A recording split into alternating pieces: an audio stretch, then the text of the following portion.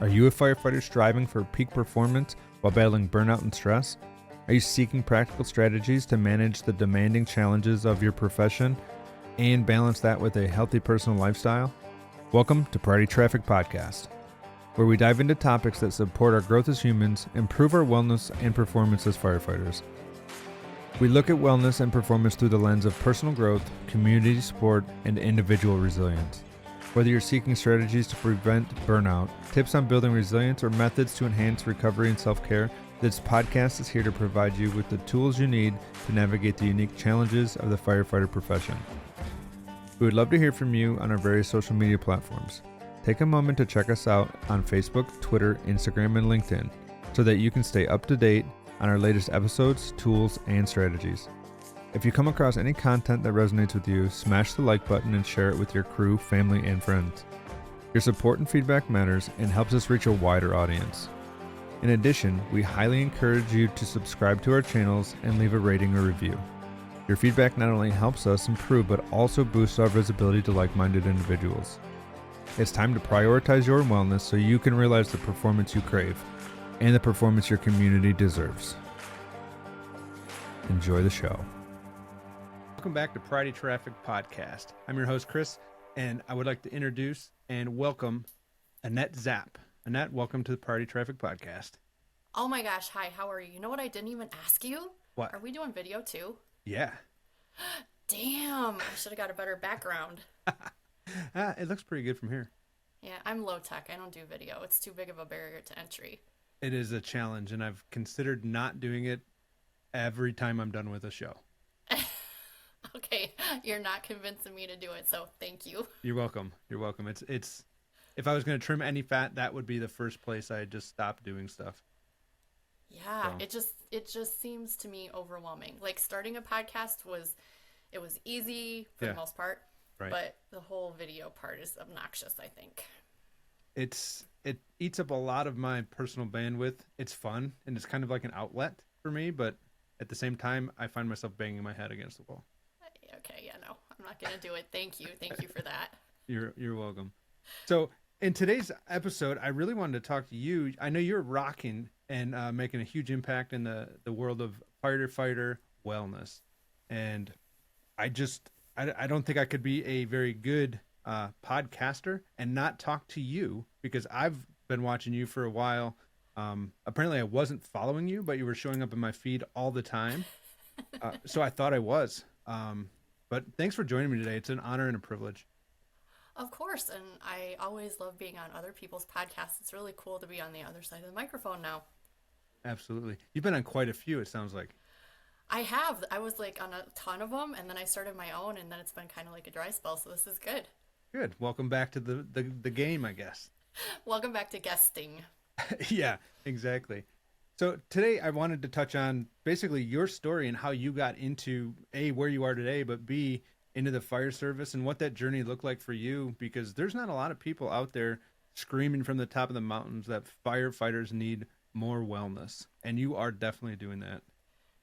I think what you're trying to say is I'm loud, and you're absolutely correct. So I have an interesting path, and if I started at the beginning, it would take me so long. So Sure. I'll kind of start in the middle. I really desperately wanted to be a law enforcement agent. In fact, I wanted to do federal law enforcement. And that the cards just never sort of laid down right for me. And so in early 2000s, I was working full-time at a fitness center, crushing it. Like, I was making a ton of money. I worked for Johnny G and Spinning, traveling on the weekends. But I had just this issue with, if my clients were sick, if my clients canceled, I couldn't go on vacation, I couldn't take a sick day, or I didn't make money. And I hated that feeling. I have these sort of scarcity feelings around money. So I started looking for the next sort of career. And what I was really looking for was stability and then the ability to help people. And there were some firefighters at my gym, and they told me all the great parts about being a firefighter. Right. Everything from you get to drive a really cool vehicle, you get to make noise, you get to help people, you get to work every third day, you get vacation and benefits and a good salary. And I was like, sign me up. And It was okay for a while. Sure. But what I found was I got hired with 9 men, so 9 men and me. Sure. And we were tight and we worked really hard on probation, and all of us made it. And the day probation was over, all of those guys went, "Whew, I can relax." And I never had that feeling because I had to keep proving myself every day, just kind of like I was on probation. And so things got really dark for me really fast. I wasn't prepared for the sleep deprivation. I wasn't prepared for the trauma. I wasn't prepared for the isolation. I wasn't prepared for any of it. And so I can tell you now I was deeply depressed. At the time I didn't know it. Sure. And yeah. And so, I mean, classic symptoms. Hanging out on the couch, canceling plans with my friends, drinking too much wine, rotting my mind with TV. It was just classic. Sure. And one day, there were a lot of events between that and the light bulb going on. Sure. But the biggest thing that happened was a gentleman from the Illinois Firefighter Peer Support came and spoke at my department. And the thing that he said was, I got into this career to help people. I never knew that I would be an alcoholic, suicidal asshole. And the light just went on for me. I was never suicidal, but I was definitely depressed, and I thought I was alone, and I thought this wasn't happening to anyone else. And once that light bulb went on, I realized this is happening to everyone. And what probably saved me from ever being suicidal was the fact that I have a huge love affair with sleep and nutrition and training. And Perfect. so those 3 pieces of it, I think, kept me from dipping my toe across that line to suicidal ideation. And so I just realized that it didn't make any sense for me to be training high school hockey players and baseball players and 45-year-old women who want to do a bikini competition. Like, I know both sides of the coin. I know the job, and I know health and wellness. Yeah. And there's no one better to help a firefighter than a competent and credentialed firefighter. So that's kind of how we got where we are today. Wow. It really makes me, your story reminds me of my story. It's a similar thing. Got into the fire service, found out that I needed the help that I wasn't getting, got some help, and now it's like, how can we help firefighters more? And I'm just kind of at a lack of words for your story, because it is probably a lot more people's story than both of us really think. Well, and I think the biggest piece of it, well, there's 2 pieces. You have to get these people either in the academy or in their probationary year. Yep. You have to start teaching them about that. Mm-hmm. But the other piece of it is my friend Megan Young, who is she's a legendary strength and conditioning coach. She actually won Strength and Conditioning Coach of the Year, professional, this year. Let's go. I mean, she's amazing. Megan Young. Megan Young. She Awesome. had acute myeloid leukemia in 2016, Okay. and she gives a talk where she says, it's not helpful when people come up to you and say, how are you feeling? And they put Right. their hand and they pat you. So that's not helpful. What's really helpful is when people say, how can I support you? What can I do for you? And they show up. Mm-hmm. And so the other thing that Megan said is it's really important to normalize a story. So when Megan had cancer, she normalized the story of cancer. So now it's not like, oh, cancer. Right. It's like, she has cancer, we're kicking ass, we're taking names, and Megan beat the odds. I mean, obviously she just won an award Right. this year, but I think normalizing a conversation and just realizing you're not alone. Yeah, that's huge. Not being alone really helps, and that feeling of alone, like, I can completely not agree, but the story of being on the couch, canceling plans, drinking the wine, that resonates with me. And I know before my light bulb went off, I was stuck, but it sounds like you and I have a very similar path, and it's if you need help, I think there's plenty of people out there to help you, but we have to do a better job of making sure that the firefighters know that this is a very common issue. Would you say that's pretty accurate or no?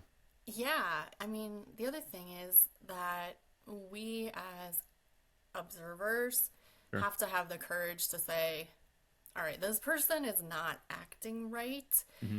and is uncomfortable as this is, I need to have a conversation with this person and hold out my hand and see if there's something that I can do.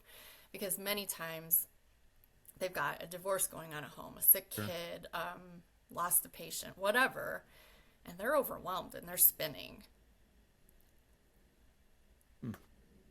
What would you, in the terms of wellness, coming into 2024? If you're listening to this, it's probably beyond 2024 at this point. But what is wellness looking like from your dashboard moving forward for firefighters? What does that look like? What is somebody who's spinning like, I'm fine, I'm used to this? What does it look like? I used to say it was mental, physical, financial, spiritual, emotional, community. Right. I used to say that, but I think a better way to describe it is if somebody used this analogy recently for me and I was like, oh, this is good. Gotcha. If you're worrying about your health insurance or your salary or your owie on your right knee at a structural fire, you're not doing your best work. So the ability for the firefighter to feel taken care of in a way that allows them to focus on the task at hand, and then simply be happy and functioning in their daily life, I think that's wellness. Yeah, that's like a high performing individual who can show up and do their job and be present to that job rather than distracted by, like you said, the knee pain, the financial issue. That's a really good way to put that. I think. And yeah, go ahead.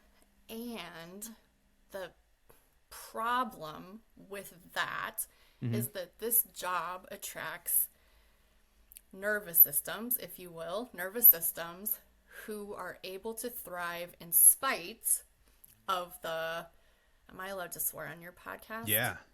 100%. In spite of the bullshit that gets thrown at them on a shift or in their life, they're able to thrive in spite of it. And so sometimes they start to feel like, if I don't feel like I'm going 90 miles an hour with my hair on fire, I'm not doing it right. Sure. So there's that perspective too. Yeah, and I think you're right there. That for me, that speaks to the ability to function at a calm level. Right? Like, and for me personally, I brought a lot of unhealed trauma to the fire service with my life, and I didn't know about it. I mean, I was conscious or subconsciously aware of it, but do you think that's a common thing where we're bringing a bunch of other baggage to the profession that kind of just gets lit on fire after we miss a couple years of sleep and are exposed to certain things?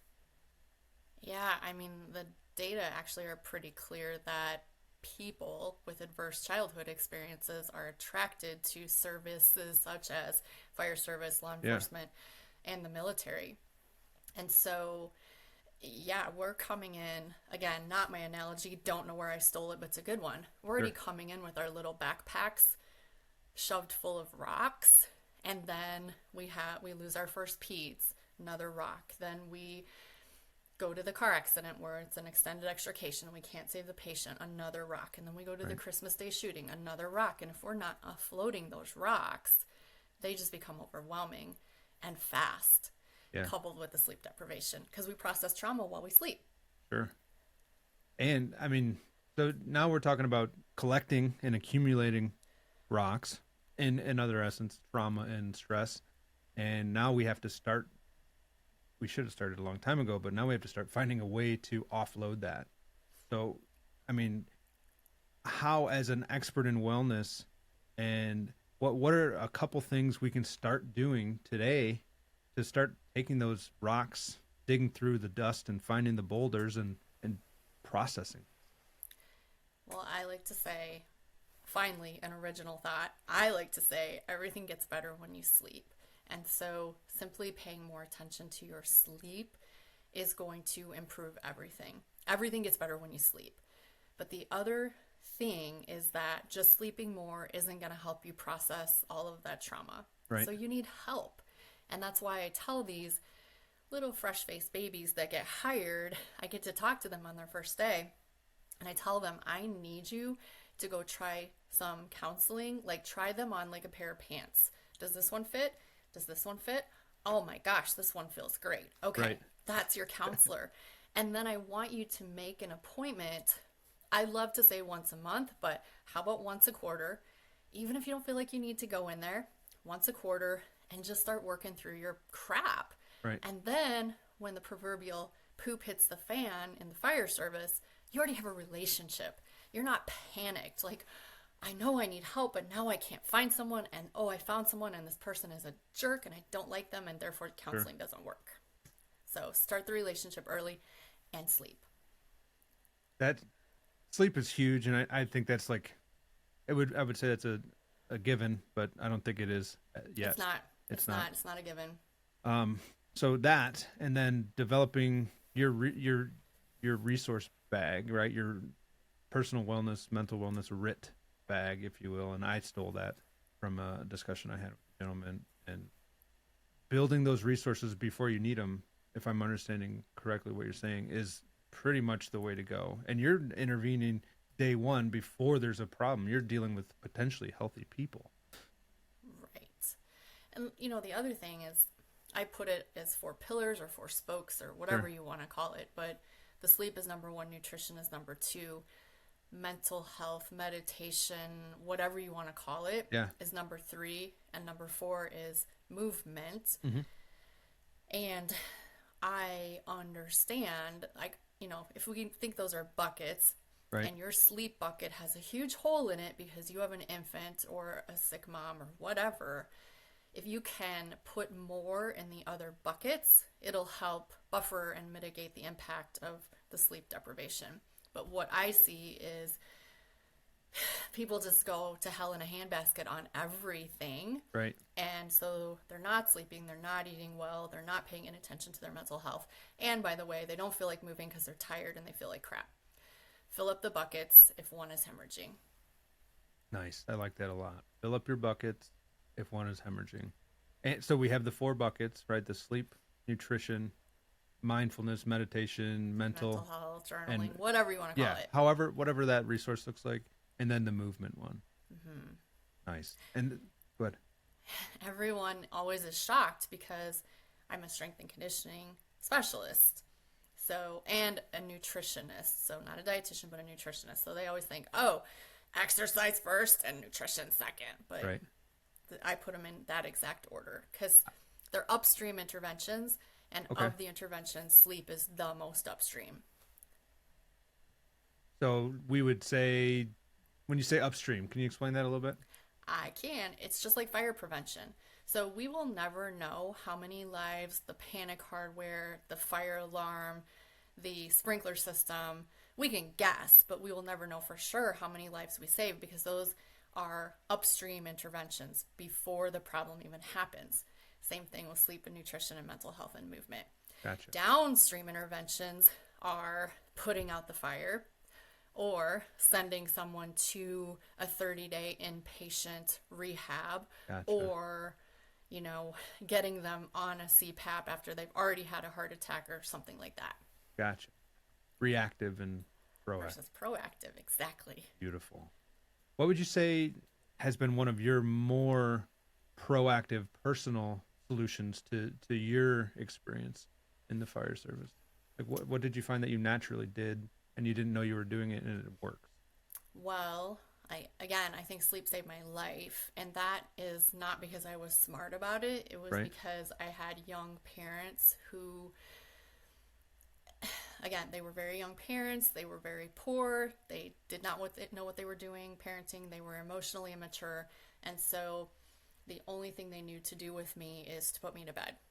And I had a really early bedtime. I took naps until I was in in the summer until I was probably in 2nd grade. People don't do that. No. And, you know, I had a bedtime on school nights of 9 o'clock, even when I was in early high school. Okay. I think I got to stay up till 10 on the weekend. So, woo, partay. I know. But, wow. I mean, it sounds ridiculous, but also that's what I reverted to when I was grouchy, when I didn't feel good, when I was sad. I put myself to bed. And because of my expertise in health and wellness, the movement was always there. The nutrition was always there. What I was missing was the mental health aspect of it, the self-awareness.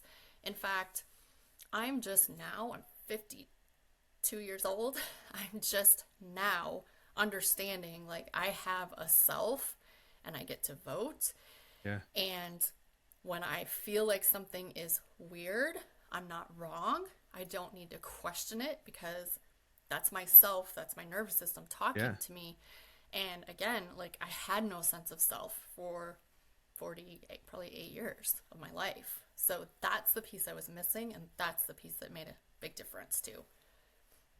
What is something that kind of triggered that self-awareness or the recognizing the lack thereof for you? Because that's a very common thing, and my self-awareness showed up when I was like 32. Oh, you're lucky. Well, I'm only 39, so it's Well, okay, bring me back to that question, but I want to give you an example of how this showed up recently. Yeah, I would love to hear it. I have been in physical therapy for 6 months. I had a knee replacement in June. I went back to full duty at the end of September, but I kept going to physical therapy just to get optimal, best outcome. So I stopped to get gas before physical therapy one day. I was getting gas, and I looked over, and this guy in the pump next to me had like sort of slinked, I don't know what the word is, like creepy walked over, and he was taking a picture of me and my license plate. Now, the old me would have been like, oh, I can't say anything. He's probably not doing anything wrong. I'm misunderstanding. The new me walked strongly towards him with my hand out like it was going to hit him and said, get out of here. Yeah. And as it turns out, like this is a serial weirdo in the area. So being able to trust myself in that situation probably eliminated me from going through potentially something bad. Who knows? Sure. So your actual question, which I already forgot, was? Basically, what was a light bulb scenario for you where you're like, oh, wow, this self-awareness thing's a thing and I don't have it? I don't have it. So most people, once the light bulb goes on, I think that was around 16 or 17 when that Illinois firefighter peer support guy came and talked to us. So light bulb. Most people would then go, oh, I should probably go get some counseling. I did not do that at the time because I was feeling so much better about my life. I didn't think I needed it. In 2020, I met someone and I was in a relationship, and I tend to implode relationships. Okay. And so I was like, I'm not going to do this time. I'm going to go get some counseling and figure out my crap. And so I went to a traditional, I don't know if you would call her a cognitive behavioral therapist, but the ones where you talk about your feelings. Sure. Like, how did that make you feel? And feelings? What are those? She told me flat out, because I was like, I have this feeling, I think it's like a gut feeling. I think there's something wrong. Like in this relationship, I don't want there to be something wrong, but I think there's something wrong. And she basically told me like, no, that's your mind playing tricks on you. I was like, oh, okay. Well, after 6 months, she actually quit her practice. She got pregnant. It was during COVID. She didn't want to practice great. And so I sort of went back out on my own. And then I was like, no, I really, really want this relationship to work. I really want to get some help. And so I found a woman. Her name is Cody Todd. She's Illinois famous, at least. She works with a lot of first responders. And she works basically with the nervous system. Now, cool. I'm well familiar with the nervous system and safety when it comes to movement. Sure. But I didn't realize, like, the nervous system was so involved in keeping me safe and alive and all of that stuff. Right. And so we've been working now almost 2 years on me finding myself and trusting, like, what am I feeling in my body? What is going on? So that's basically how I got here. Awesome. Yeah. So do you do much, I guess you could call it intuition, but do you find that you're doing that more now, like following that, or, standing up for that tingle in the back of your neck? Yeah. And what she said was, She's like, you're not doing it wrong. You didn't end up this way. You didn't get this far in your life because you were doing it wrong. You got this far in your life because, excuse me, because you were surviving. Sure. And so that's the mode that I'm trying to get out of now. Like making more conscious decisions and listening to what's going on in my body and not just trying to executive function and, fix everything. The executive function stuff is super interesting to me. And yeah, she's like, if this was a logistics problem, we wouldn't be having a conversation right now because you can logistic the hell out of anything and everything. Right. So it's not a logistics problem. It's a self-awareness issue. Interesting. Yeah. Were you onto something here with the relationship? Oh yeah, we're not together anymore. Okay. So your gut was there, but Yeah. you were overriding that a little bit. I was, because I was like, I'm not doing this again. Right. I'm not getting into another relationship and quitting. Because I kept, because shame is a big motivator too. When you grow up, like I grew up, shame is what keeps you in line. And also shame is very much a huge piece of the fire service. Yeah. When you are a new guy and you're starting the saw, they don't tell you how to start the saw. They just throw it at you and make you figure it out and then make you feel ashamed of how poorly you did. Right. And then they'll tell you a couple wrong ways to do it and watch you suffer. Yes. Yeah. So, shame is a huge MFer. It is. And it's great to finally be able to say, okay, I'm done with that. Shame is not welcome here anymore. Awesome. Well, good for you. That's awesome. That's huge. And how do you feel about celebrating small victories like that? Like, do you think it's important to give yourself that proverbial slap on the back, at a boy, at a girl type stuff, or is that stuff like, I'm an adult, I should probably just jot that down to I needed to do that? Well, the old logical me would be like, I cannot believe you didn't figure this out before. I'm so disappointed in you. And now I'm like, hell yes, let's have a party about that one. Good. So it's serving me very well. And the other thing that I've realized through doing this work is that it really isn't about me. Right. All the ways that people treat you and they come at you, and it's really not about you. You might be being a jerk. That may be true. But more than likely, their reaction has nothing to do with you. And in my case, me. Yeah. People's treatment of us and I've learned this recently and multiple times, I think, it has way more to do with them than it does us. That's huge. Well, and again, the shame stew, which is the firehouse, I noticed something that it was making me feel really yucky. Mm-hmm. Because I noticed that when certain people on my crew were absent, the other people in the crew were gossiping about those people. And then when different people were absent, they were gossiping about those people that were gone. And I finally realized, like, they're all doing this to divert shame from themselves. Right. So if I can talk crap about someone who's not here, then I'm diverting everything away from me. So I finally I made a rule. I'm like, we do not talk this way at the station. If you have something to say to someone, I need you to say it to them. And if your words have no impact on them, I still don't want to hear it at the kitchen table, because it's not fixing the situation to talk crap about that person at the kitchen table. And oh, by the way, you're making me feel terrible. My nervous system isn't happy when that's going on. I can relate to that too. And a lot of that undermines leadership, right? As from a professional level, like we're talking crap about a chief, right? Somebody's like, oh, that training was the dumbest thing I've ever had to do. Well, your chief thought it was important. And as a leader, and maybe you're an officer, you probably shouldn't be saying that to your new people. Especially in the climate that I'm not sure what you guys have going on in your state, but stuff is not good in my state as far as recruitment and retention. It's not good. No, it's not ideal. Losing people. I think we have 7 people on our hiring list right now, and we have 10 openings. Wow. Yeah, wow is right. Yeah. Thanks. So let's take a little bit of a transition and talk about some of the challenges that you faced within your career outside of just finding some self-awareness, but from being a female, I know that maybe it sounds awful to say, but it's different for men and women coming into the fire service, and to deny that, I think, is kind of silly. Well, let me start at the happy ending, because Yeah, let's hear it.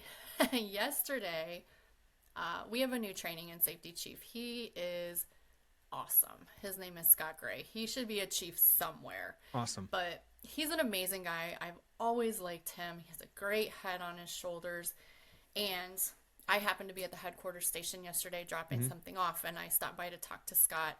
And I mentioned that I was going to go buy my last pair with my clothing allowance, my last pair of duty boots, because I'm retiring in March. Congratulations.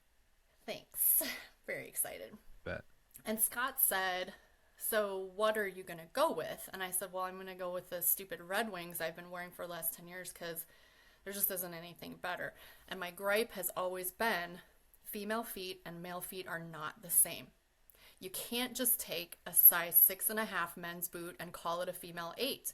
They do, but you can't. Right. And so my feet are jacked up. And I've had multiple foot surgeries. There's another female in my department, multiple foot surgeries. And anyway, Scott said, well, why don't you just go get any boot you want and we'll reimburse you? And I was like, what? They always told me I couldn't do that. I had to get the boots that were on the list. And he said, no, we're not playing that game anymore. We actually, we're getting like uniforms. There's multiple female uniforms because the new girl had to go cut off the bottom of her uniforms to make them fit. And I'm like, hello, welcome to my career. I've been doing that for 20 years and no one cared. Right. And the new girls that are coming in, the new ladies, have the option to get female fire gear, which they never offered before because it was too expensive. Right, of course. And so that's fantastic. But where I started was we used to get large, extra large, and double extra large EMS gloves. And I said, can we please get small gloves? These don't fit me. Right. And the EMS chief at that time was like, well, no, we can't order small gloves just for one person. 10 years it took us to get small gloves until there were 4 females. And I told him at the time, I'm like, I'm going to be here for 20 years and not 1 minute longer. I promise I will use up a case of small EMS gloves. Right. I promise. I've had a hip surgery, I've had a knee replacement, and I attribute both of those to poorly fitting fire gear and poorly fitting fire boots. So things are getting way better. It's just unfortunately the side effect of a time when there weren't, I guess, quote unquote, enough women to really have it matter. That's such a shame. And you said something very interesting. Injuries from poor fitting fire gear, to sum up 100%. What you said. 100%. Let's talk about that for a second, because I know you have I wouldn't call it unique because I agree with you, but it might not be the most widely supported take on exercise, but working out in your gear. Let's talk about what that looks like. We're going there. Yeah, let's do it. Okay. In 2022, the IAFF and the Metro Chiefs came out with a position stance that said, hey, knuckleheads, this gear has PFAS chemicals in it. This gear has carcinogens in it. So you shouldn't be wearing it on EMS calls. You shouldn't be wearing it on calls that don't require that level of protection. Sure. You should be laundering this stuff. I mean, on and on and on and on. Yeah. But the piece that they missed was you should not be doing exercise training in your fire gear. Now, I want people to hear me. Yes, you need to train in your fire gear. You need to force drawers. I just said drawers. Some people have to force their drawers on, I'll be honest. I have to force my drawers on now too because it's hard to bend my knee in the middle of the night. But yeah, for sure. So force doors, pull hose, ladders, crawl. I get it. Yeah. Yes, You need to be able to do all of that stuff in your fire gear, and you need to feel comfortable doing so because it's life and death. 100%. But there is no stinking reason on the planet that you need to be doing deadlifts and rowing and Right. assault bike and burpees and pull-ups in your fire gear.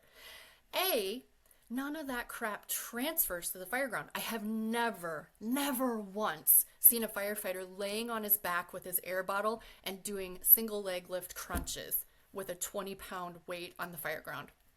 Never seen it. So not only are the exercises not transferring, Right. because there's that specific adaptation to impose demand, those exercises aren't transferring. You are now exposing yourself to carcinogens and PFAS chemicals for no good reason. Sure. And then the other argument is like, well, I can't move very well in my fire gear. So if I have to force myself to move against the fabric on my whatever shoulder press, then I'm going to be able to do it on the fire ground. How about you get movement competency in your shorts and your t-shirt and then go do stuff you actually do on the fire ground in your gear so you're competent? It is so incredibly frustrating when I kind of understand it. If you're a firefighter in the middle of boo-foo nowhere, Right. and you're just trying to do your darn best, it kind of makes sense. Like, I have to perform in this gear, so maybe I should exercise in the gear. Sure. It kind of makes sense. But the strength and conditioning coaches that are condoning it and prescribing it, and then these firefighter hard-ass companies that are, again, condoning it and prescribing it and putting t-shirts out that say, like, whatever, I died in my whatever gear. dogma. Like, it's irresponsible, and it makes me want to punch someone. And we need to do better. Sure. Now, someone had the audacity to say to me, well, yeah, but there's no research that says, like, you're going to get cancer from exercising in your fire gear. Okay. There's also no research that says drinking bleach is going to kill you, but that's because no institutional review board is going to approve that research because we know it's going to kill you. Right. So I'm just at a loss. But that said, I have a research study starting with Dr. J. Dawes at Oklahoma State University. Awesome. And we're going to look at movement competency. He has a fancy machine, can't remember what it's called. It analyzes your movement, and Nice. we're going to do it geared and not geared, and just show people, like, our hypothesis is it's not going to be effective. So in real science, we have to ask the question and then, demonstrate the research. But I'm telling you right now, doing box jumps in your gear is asinine. Drop the mic. Yes, like turn off the show, it's over. But I totally agree with you. And it's something that I didn't really have that thought process until recently in the past couple of years. So I'm really refreshed to hear you saying that. And it's not necessarily about, for me, beating myself up in the gear and doing deadlifts. It's hard enough to do a deadlift right without hurting yourself, without all that crap on. Like, I can barely bend over and do stuff I need to do in the fire gear, let alone pick up a barbell and maintain perfect form. So exercising in the gear, probably a horrible idea. But like you said, fireground tactics, fireground specific stuff, push, pull, crawl, drag, lift, throw ladders, that makes sense, right? Doing that. The risk is worth the reward. Right. Or the reward is worth the risk in that case. Okay. And the other thing, too, revisiting, I'm back on female fire gear. Yeah. I did a post, 2 years ago now. A female firefighter in a nearby department invited me to this female-only firefighter Facebook group. Awesome. Now, I declined to join because I hate Facebook, and I did read some of the posts, and I'm like, this is not my vibe. A little cringe. But one of the first posts was, hey guys, does this happen to anyone else? At every single fire, I fall down, ha ha ha. And then 50 comments, like, me too, girl, it's not just you. And I couldn't hold my tongue anymore. And I said, someone was like, I'm so clumsy. I'm like, I could not hold my tongue. And I put in all caps, I'm like, ladies, you're not clumsy. Your shit doesn't fit. And they were like, Oh, but it's true. The Absolutely. gear is not made for female measurements. The patterns that it's built on, they're not made for females. Right. And as we know, men and women are not the same. And Women are not small men. And right. Dr. Anthony Walker says you can't pink it and shrink it and call it good. If we had a bunch of mics, they'd be falling all over the place. I I know, he's that is such a smart man. that is absolutely accurate. Holy cow. There's just so many challenges that men and women, but women specifically, face in the fire service. But bringing it back to just firefighters in general, what would you say some of the firefighters, as far as maybe not gear related, but just the challenges of health, right? Like, and you said it in your one of your snippets you sent me. Mental and physical health are just health, right? They're not separate. Can you dig into that for me a little bit? Yeah, absolutely. It's not like mind and body. It's just the body. It's one piece. And I say they're married, mental and physical are married, and they can't get divorced. Sure. It's like, it's unfortunately, I mean, my mental and physical were probably not like on speaking terms for 40 some years, Right. but they still weren't divorced. So Like conjoined twins. they were conjoined twins who didn't speak to each other. Right. But How you miserable. know, you can't just have a physical injury. I had a knee replacement. I'm back on the knee replacement. But that was more mental for me than physical. Okay. How More so? mentally difficult than physical. Because I wasn't able to do what I wanted, needed, and usually did. So I felt lonely, isolated, incapacitated. It sucked.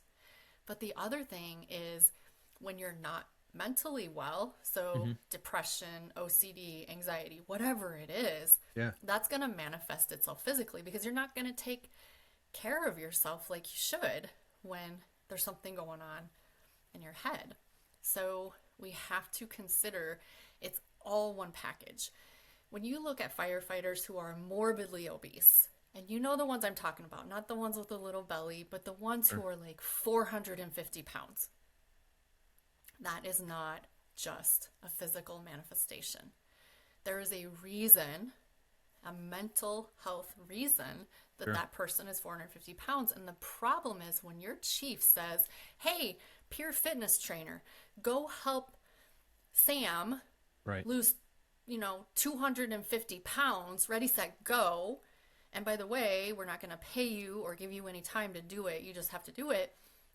They're never going to be successful Right. because first, they don't have the capacity or the expertise. But the next part of it is it's a mental health issue as well. Right. It's a holistic problem. It is a holistic problem. No one wants to be 200, 250.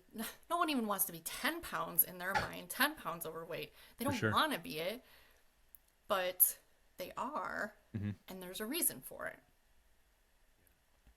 And that just compounds every other problem that they're facing in their career, from gear fitting well, sleeping, to mental health support, personal growth. Yeah. All those things just suffer.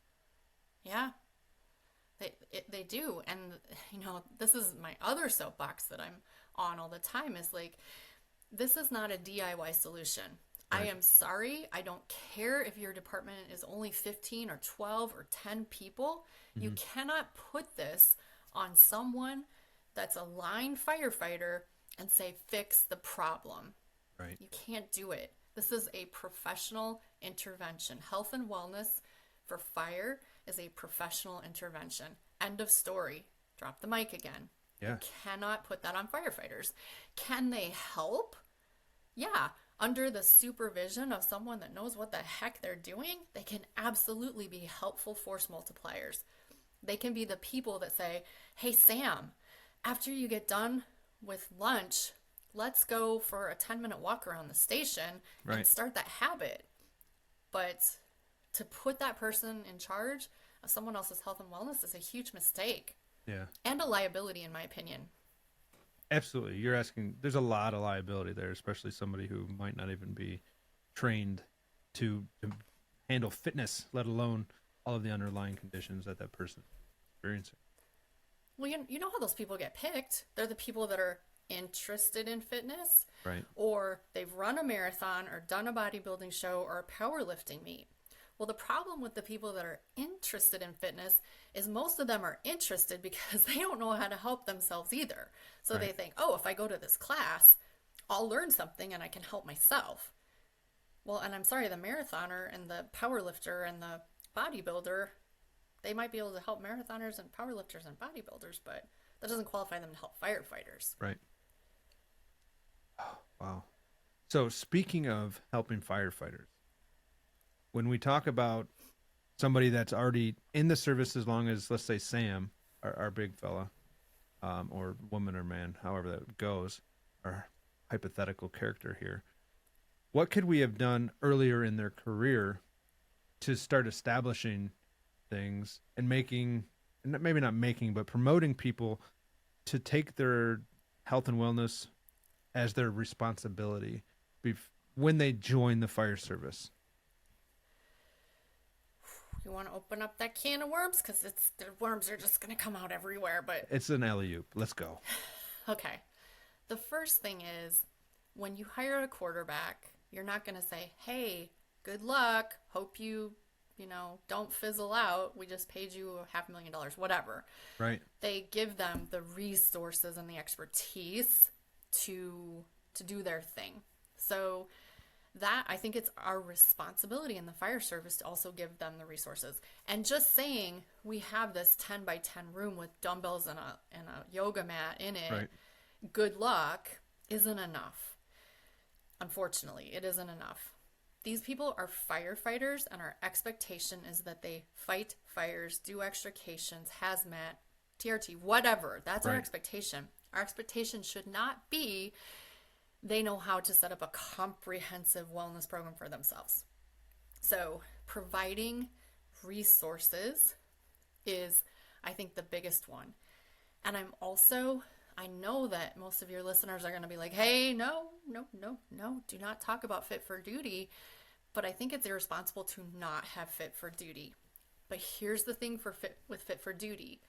You can't use half-assed guessing tests. Like Right. you can't take the Wellness and Fitness Initiative test and make it a pass-fail.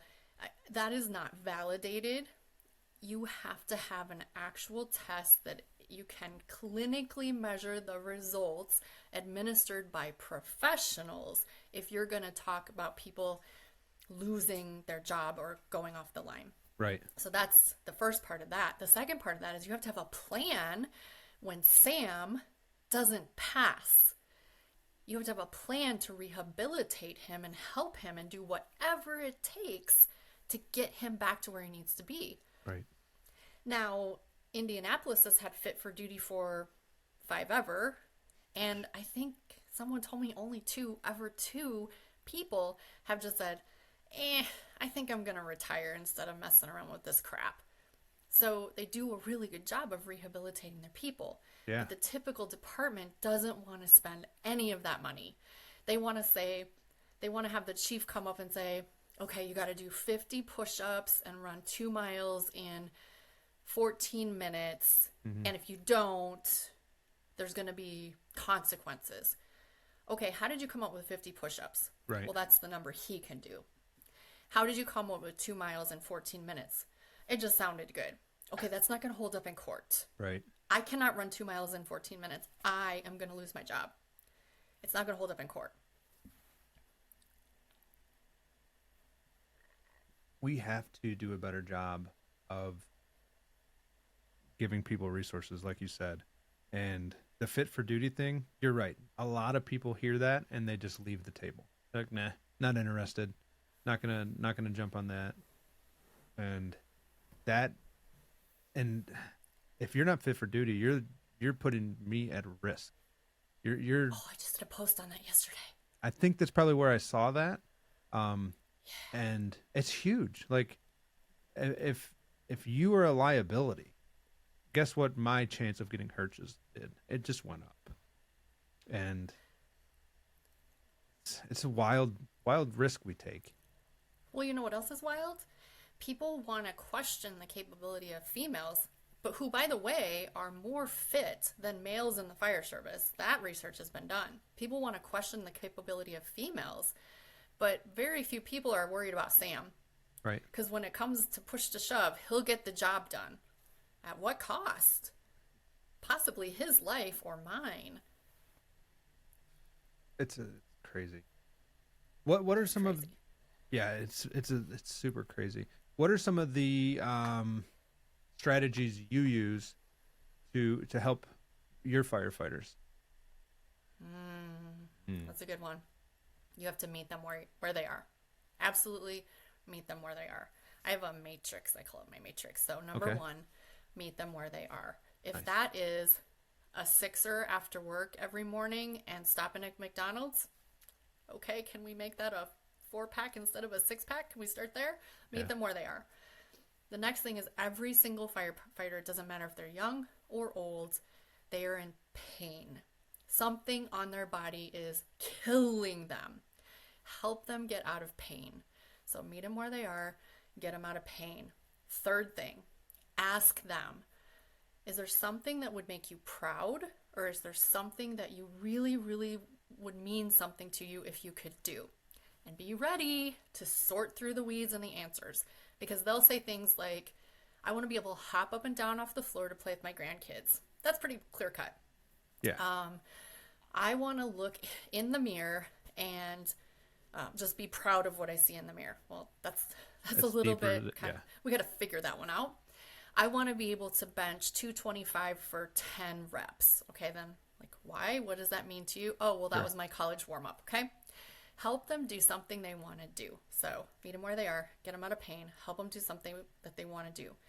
Then, and only then, can you talk to them about performance.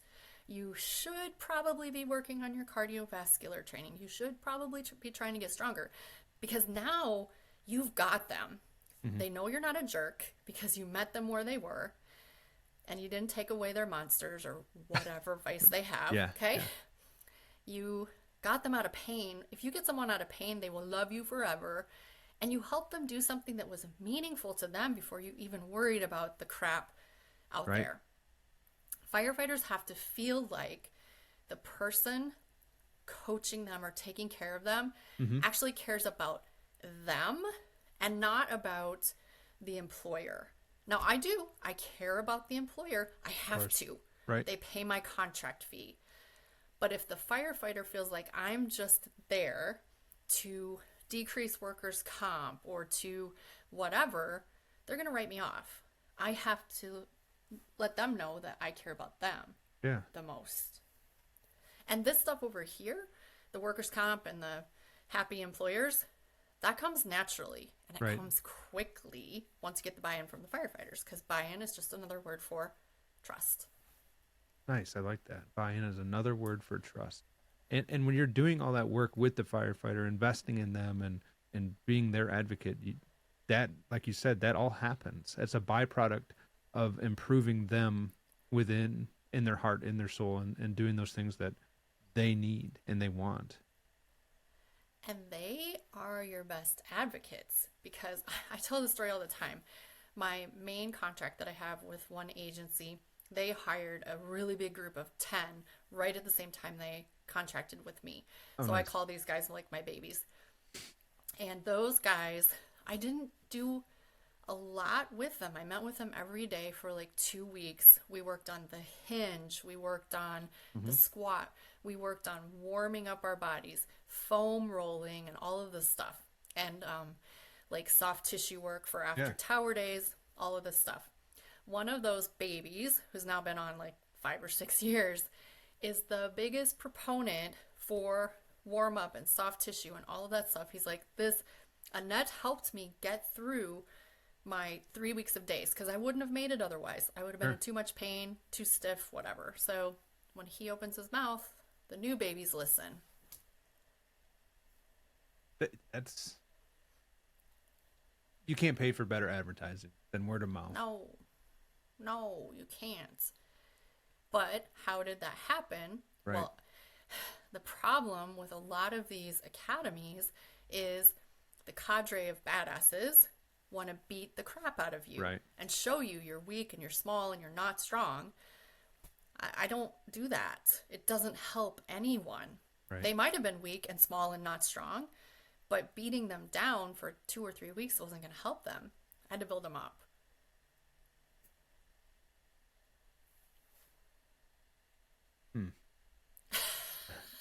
There's Chris so many is things. speechless. Yeah, really, just I feel like you're reading my mind sometimes so far in this conversation, because I just got hired and I work with a academy, and there's just so much of that work harder, do more. Oh, it's hard. Well, just try harder. You suck, do more. Right. And that mentality, I don't know. It probably comes from the old culture, and I feel like fire culture is shifting right now towards a different take on teaching people things, because we're learning so much. But this just beating people down, it is sickening, and it doesn't work, and it's a waste of time, and people don't want to come to the fire service and get beat up when they don't even know what they're doing. Well, when I got hired, I mean, I didn't have to take that. I could have quit, but Right. there were 600 other people ready to step into my job. Sure. Now, like I said, we have 10 openings and 7 people on our brand new list. We have to do better. We have to treat people better. And like you said, it doesn't work. The guy who sat on me during a blackout maze when I was stuck, I wouldn't have been stuck in the wire simulator, except he tied a wire onto me because I was doing too good of a job. Sure. Because I was doing what I was supposed to do. So he decided to make it harder and show me. Right. And then he sat on me, and I started to run out of air. My vibro alert's going, and I started to panic. That has stuck with me, not as a learning experience, but as a terrifying anxiety. I don't want to do mazes to this day. That was 20 years ago. Sure. We can't teach people that way. Yeah, the whole let's make them fail so they learn thing is, I think that's old and redundant, and if you die in training, you're not training properly. And if you walk away from training embarrassed, ashamed, Right. sad, anxious, that's a bad instructor. Absolutely. I couldn't agree more with you. Now, how could we have made that better? Because I don't want to just be negative. Yeah. He could have laid down on the floor beside me and said, "You are doing a great job. So I'm going to up the ante just a little bit. Here's what I'm going to do. I'm going to tie this around your bottle. Now, I want you to actually, what do you think you should do if you think something's tied around your bottle? Slow down your breathing. Think about it. What do you have in your pockets? Yes, your cutters. Where are those cutters? Oh, they're in my right pocket. Okay, you're laying on your right side. What do you need to do to get those out? Okay, you're doing a good job. Now take those behind your bottle. Be careful. You don't want to cut it. You don't want to cut your main line. Yes, he could have really made that a learning experience by starting with saying, "You're doing such a good job. I want to just challenge you a little bit more. I'm not going to make this scary. I'm not going to make you fail because you're doing a good job. Right. Let's just see if you can take it up one notch." Totally different experience. Absolutely. I had a guy I worked with. He got tangled up in that stuff, and he started cutting, and he cut his regulator line right in half. Oh no. Yeah, I know, right? And just that embarrassment or that shame it followed him around for a long time at his department. And it's just, I don't know, it doesn't seem fair, but like he kind of made a mistake that day. He's a great firefighter now, and he's doing awesome, but He did, but what would have happened if someone was watching him closely enough to say, hey, stop for just a second. What might be right there that you don't want to cut? Feel Right. around. Like, that still could have been a really great and non-shameful learning experience. exactly. I really But the thing appreciate is, that. Yeah. they don't watch us closely until they want to mess with us, or at least they didn't used to. They weren't watching and waiting for teaching moments. They were just waiting to screw with us. I hate that about the fire service. I do too.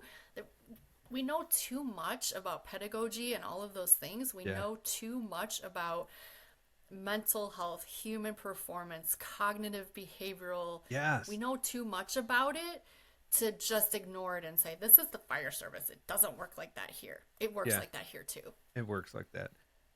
So, can you talk to me about your reflex performance reset? I know it's a big Oh, left-hand turn, but kind of. absolutely. So let me back up. If you have quote unquote tight hamstrings, so if your body perceives your hamstrings as being tight, Okay. but I have firefighters all the time tell me my hamstrings are so tight, they're so tight, but then they lean over and they touch their toes. That's not a tissue length problem. They have fine mobility. They're able to get their leg up to 90 degrees if they were laying on their back. Their mobility is fine. Why is their brain saying that their hamstrings feel tight? So I call it there's a hardware problem or there's a software problem.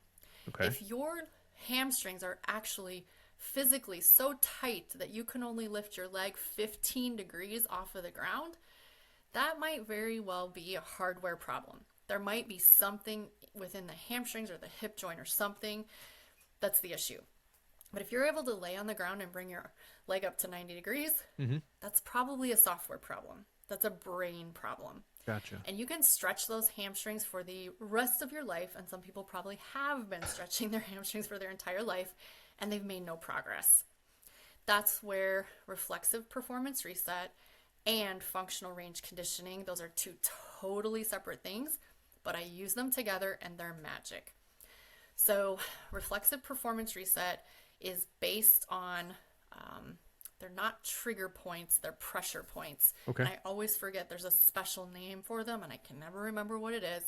But reflexive performance reset is more or less you're breathing intentionally and then you're stimulating in a certain order on yourself these points. So Okay. you put your hands around your belly, do some, 3-4 deep breaths, really sort of feel relaxed. Then you take your knuckles, just like you're doing a sternal rub, and you sternal rub down to the bottom.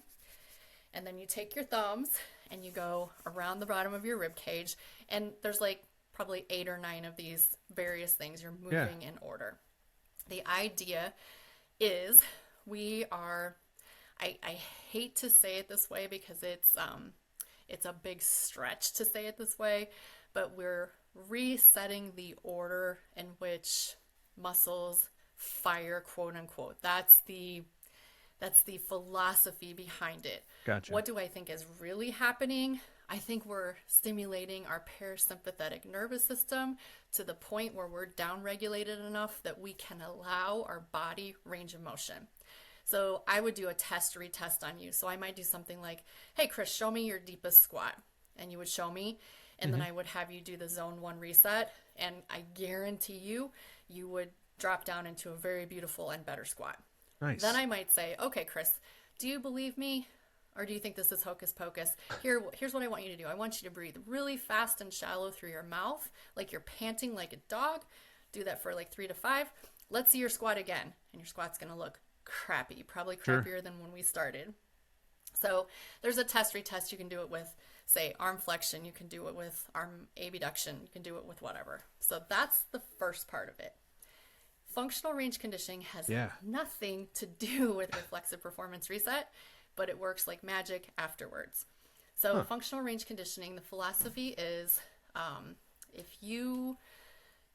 your active and passive range of motion are different. So if you're laying on your back on the floor and I say, Chris, show me how far you can move your leg into flexion, so like a hamstring stretch without using your hands. Show me, and you do say 90 degrees, and then I take and I push you a little bit further, and I can get you to 100 degrees. Sure. Active is the 90. Passive, where I helped you, is the 100. Got it. You do not own the range of motion between 90 and 100. So, great example, the barbell snatch. People love to do the barbell snatch, but a lot of people that love to do the barbell snatch can't get their shoulders into actual enough active flexion to get them to get their hands above their head. Correct. And most of your listeners probably know what a snatch is, but I'll just tell them in Yeah, case. no, You take go a ahead. barbell from the ground straight up and over your head in one motion. So if you don't have the active range of motion to take your arms over your head and get the biceps even with your ears, doing a snatch is a terrible idea because you don't own that range of motion. You're only getting there because the barbell is flinging you there. Gotcha. Functional range conditioning helps narrow that range of motion. So for example, your hamstrings, you got to 90, but I can passively get you to 100. We can do, it's going to sound familiar, like PNF stretching to get you strengthened into that range of motion so you can control that range of motion. So I use reflexive performance reset, so they're nice and down regulated and have maximum mobility. And then functional range conditioning to start strengthening that new mobility range. Because where do firefighters get hurt? Right. Low back, Shoulders. Yeah. shoulder, knee. Yep. Why? Because their ankles, hips, and thoracic spine don't move very well. Exactly. So functional range conditioning can help with the ankles, hips, and thoracic spine. So we have reflexive performance reset, and then we have the Yes. functional range conditioning. Yeah, so Perfect. reflexive performance reset is Cal Dietz from Yeah. University of Minnesota, and RJ Holter, I think his name is. He's a big lifting guy. And then the functional range conditioning is Dr. Andrew Spina. Perfect. So two really good strategies that we can start at least investigating and improving our awareness of, and maybe implementing in our fitness routines. It's like a Reese's, two great tastes that taste great together. Excellent. All right. I have a big question for you. Am I going to go on another yelling tangent? I hope so. No, I don't think this is one of those. I like setting you off, though, because it's been very entertaining. And if I was listening to this episode, I would be engaged. So I get really passionate. Go ahead. That's good. That's good. We need more of that. Mentors. If you had one, let's come up with two. Who's your biggest and who's been the most influential? Oh, okay. So I'm not a big like fire service hero girl. I'm not your typical fire service person, okay? I don't collect challenge coins. I don't do t-shirts. I don't like wear my job shirt off duty, okay? But I have one person in the fire service. His name is George Carvajal.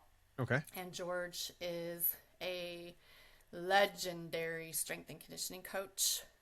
He trains NFL Combine. He trains big board surfers. He trains special operators. Nice. Legendary strength and conditioning coach, who also just happens to be a captain at Miami-Dade. So, George is awesome. We connect periodically, and he just sets my head straight. Sometimes it gets crooked. He sets it straight. Nice. And then I would say, as far as business goes, my friend Shantae Cofield, who's the movement maestro, Okay. her basically philosophy in life is be relentless in the pursuit of what sets your soul on fire.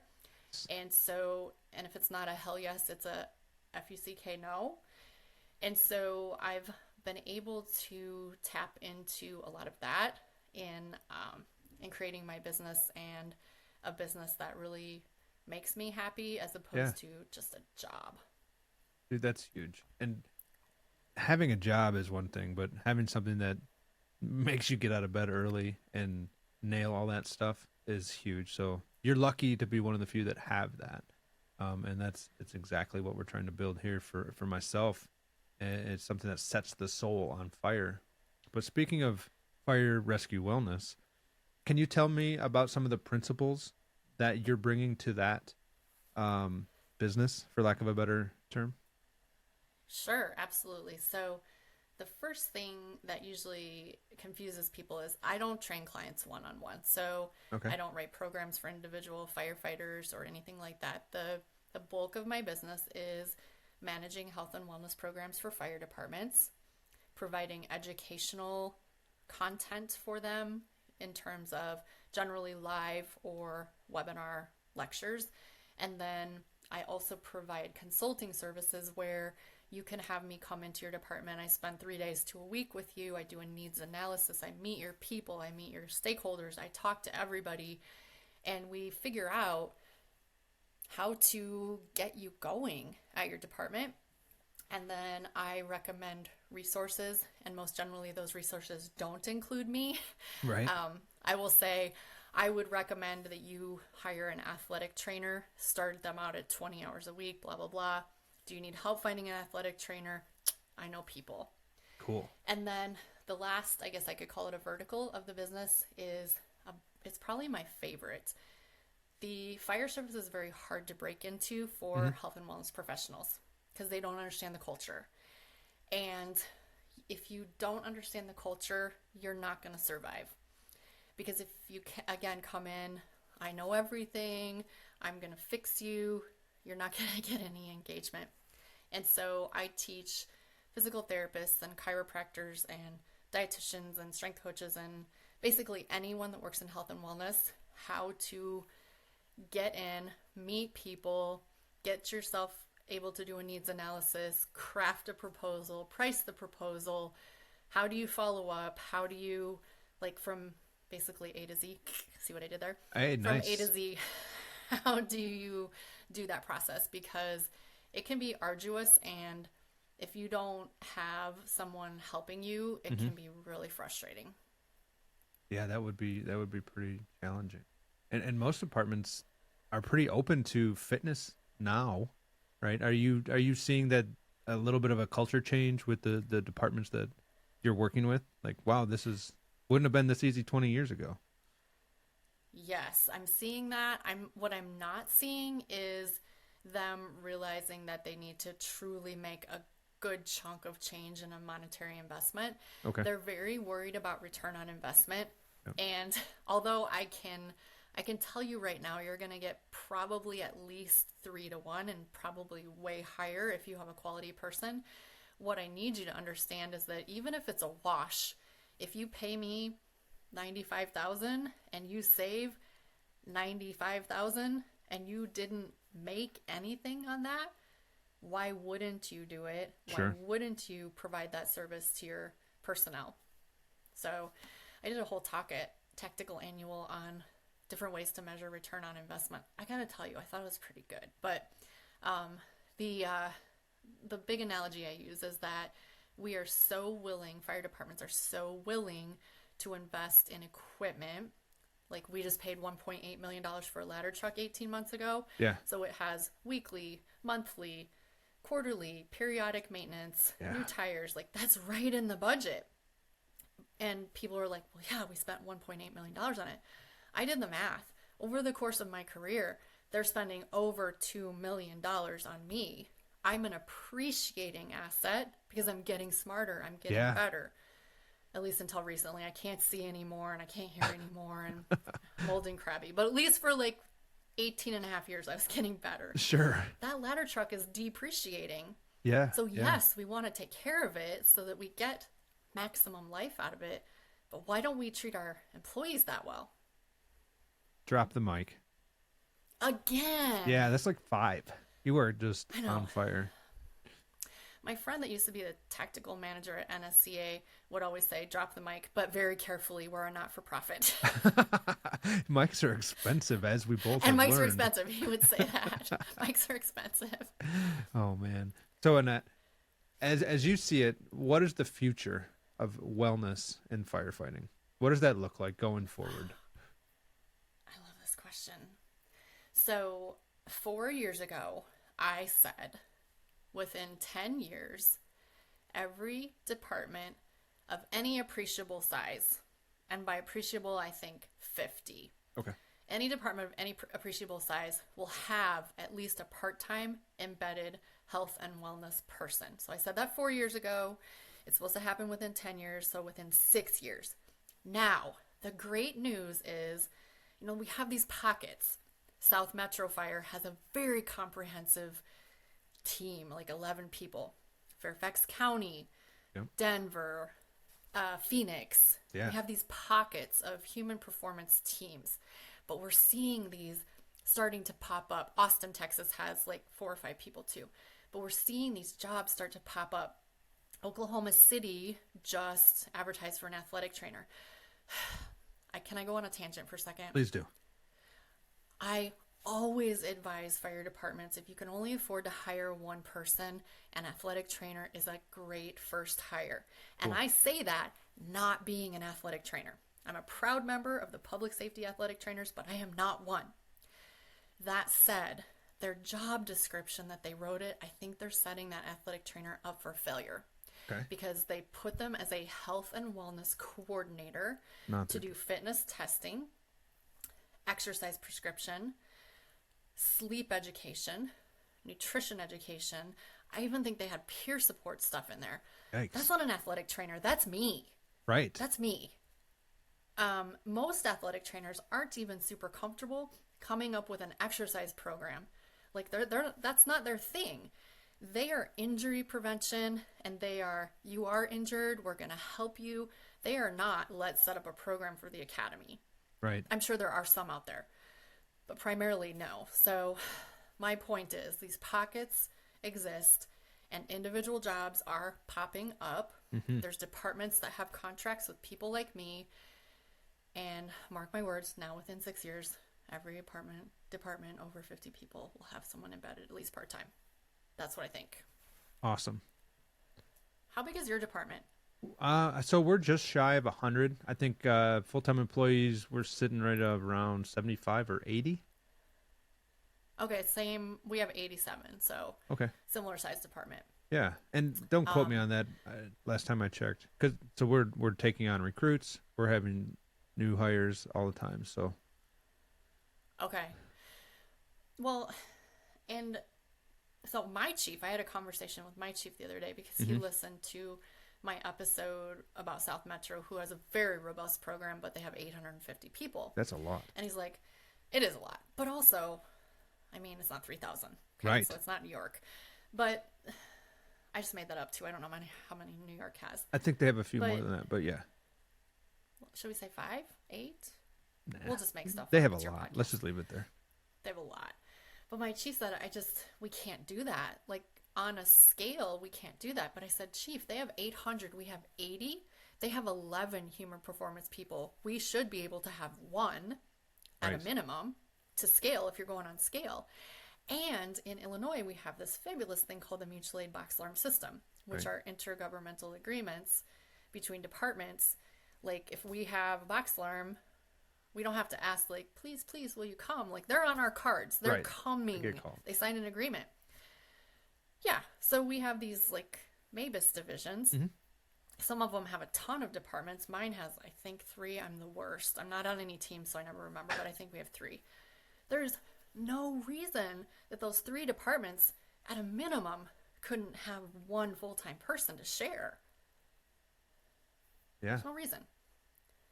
Yeah, there's plenty of people out there, and with companies like Fire Rescue Wellness providing training to the people outside of the fire service to bring them in, there's no reason that we couldn't see an influx in the next 6 years of people signing on with fire departments. And hopefully that fire departments will start to see that it's humans over hardware, and we get people on board. And I think I would implore, I haven't used that word in a long time, I would implore your listeners who are decision makers, though, just be really careful. Because as much as, like, yoga is awesome, like, that shouldn't maybe be your first step. Like, a yoga instructor 3 days a week, I don't know if that would necessarily be a good first step. There's a department that hired a Zumba instructor. Yeah. I don't know how she gets those firefighters. I wouldn't do Zumba at the firehouse. Right. You would get both of my middle fingers. But I mean, again, yes, they're exercising, but if you're going to hire someone meaningful. Yeah. Like an athletic trainer, like a strength coach, like a massage therapist, just make it meaningful. Dietitian. Like, I always forget the dietitian. Yeah, don't forget them. That's actually how I was connected to you. Oh, Megan would be so mad that I forgot her. I know. We won't tell her. She'll probably listen because she's such a good friend. Well, good. I hope she does. So yeah, I think getting people in the fire service is going to be huge. Um, is there any way that people listening can get a hold of you, and maybe you're doing something in January that they could watch? Oh my gosh, I almost forgot about this. Okay, first of I all, if you got want to you. get a hold of me, Instagram is the way. Okay. It's going to be really tricky. At Fire Rescue Wellness. No underscores, no dots, no nothing. That's me. And I put out, I don't know, I'm not as good as Megan, like 3 or 4 posts a week. I got a podcast, and then I do a science post, and then sort of a summary of the podcast. But in January, second one, we did the first one in November. My friend Drew Gonzalez, who's a PhD candidate at Texas A&M, great guy. He and I want to get the research to the firefighters. But here's the thing. Firefighters don't want to read papers. Right. They want someone to say, here's the research, here's what it means, here's what you should do. And so we came up with this idea where we invited 7 scientists. They each get 7 minutes and not 1 second longer. I will cut them off. I will mute them. The first, they all made it. I don't know how they did it. Dr. Mark Abel was like, his hair was on fire, but he made it. So 7 minutes. I have told them, listen, folks, no tiny charts and graphs, no boring blah, blah, blah. You have to be interesting. You have to be entertaining, and give them the so, what, now, what. Nice. The cool thing is it's free. You don't have to pay for it. The uncool thing is we promised everyone a recording the first time, and Zoom ate our homework. Oh, no. So we're promising the recording again, and I am crossing my fingers and toes that Zoom doesn't do us dirty again. Right. But register. There's a link to register. Do you use show notes? We can Yep. put it in the show notes. I will put all of that in the description of this episode. Yeah, so register even if you can't attend, because you will, crossing our fingers, get a recording. Awesome. Dr. Sarah Janke is going to be talking, She's a, so that's pretty cool. yeah, high-end doc there. Badass. I know. It's a badass. Dr. Jacob Moda, Dr. Andrew Jagum. I present with Dr. Jagum all the time. He's awesome. Cool. Amory Jazuski. There's 7 of them. So, yeah, I would love to have your listeners join in. Yes, please, guys. January 22nd, 2024 at noon Central Time. It's going to be a Central. Yeah, Central Time, right? Yeah, Central, noon Central. Exactly. Cool, noon And the Central. cool thing is that you should, crossing my fingers, I think you get your reminders in your time zone. You should, yes. If that is, Yeah. that's how I believe it goes. So everybody check it out. And Annette, one last thing before we close out today's episode. Oh my gosh, what is it? So it's priority traffic. If you had priority traffic for the fire service regarding what's big in your heart, what would be the priority traffic that you sent out to all the firefighters, men and women listening today? Oh, I didn't prepare for this one. Priority traffic from Fire Rescue Wellness. Let's go. It is imperative that you take care of your mind and your body, which are all one thing, through sleep, nutrition, mental health, and movement. There is assistance out there for every one of those things, and so reach out your hand for help. There are people everywhere willing to help you. Well, guys, you How's heard it that? here first. That was excellent. And Thanks. I really appreciate you making time to jump on in the middle of the holiday span here. I know I'm not sure if it's a weekday or a weekend or if this is a work day or not, but I go back to work in a couple days, so we should be good. I like that meme. It's like the time between Christmas and New Year's. You don't know what day it is, and you've eaten way too much cheese. Yeah, for sure. Cheese is a thing around here. So thank you so much. If I didn't miss anything, and if you have anything else you'd want to add to this show to make it just a little better, please go ahead. Otherwise, No, I think I would love to have any and all of your listeners come over to the Fire Rescue Wellness Instagram page and check out my nonsense. And I hope to see you all at 7 Minute Science. absolutely. Well, thanks again, Annette. It's been a pleasure. This is Chris with Priority Traffic Podcast. Thanks for listening and tuning in. We'll talk to you soon. Thank you.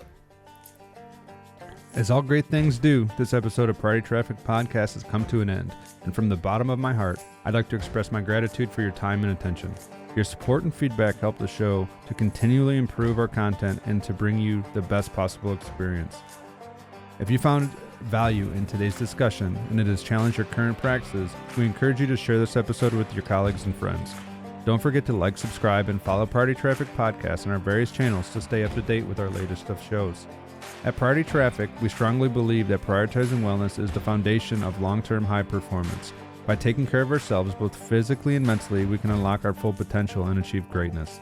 We are honored to be a part of your journey towards self-mastery and grateful for you being here with us today. Remember, together we can prioritize wellness and realize the performance we deserve. Thank you for listening to Priority Traffic Podcast, and until next time, stay safe and stay committed to your well-being.